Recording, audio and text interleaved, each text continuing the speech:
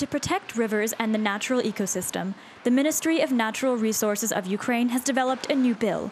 It proposes reducing emissions of harmful substances into the atmosphere and bodies of water. Annually, about 300 million cubic meters of untreated sewage are released into the rivers of Ukraine. With it, heavy metals and organic and bacteriological contaminants enter the water. The top 100 polluting enterprises. This rating was published by the Ministry of Ecology of Ukraine to identify the businesses in Ukraine creating the most harmful emissions into the ecosystem. The leaders of the anti-rating are representatives of metallurgy, energy, mining, and water companies. Now, the department is developing a document that will require them to reduce pollution. It's time to introduce a special monitoring system in Ukraine. We are already working on it.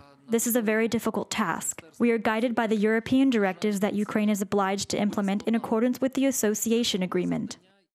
Experts support the government's initiative, and it is recommended that they introduce special fines for exceeding the emission standards in order to strengthen control. The lack of control gives rise to irresponsibility in a certain way. Europe solved this problem in such a way. They strengthened state control and imposed fines. Our legislation allows us to do it. We need to introduce some innovations.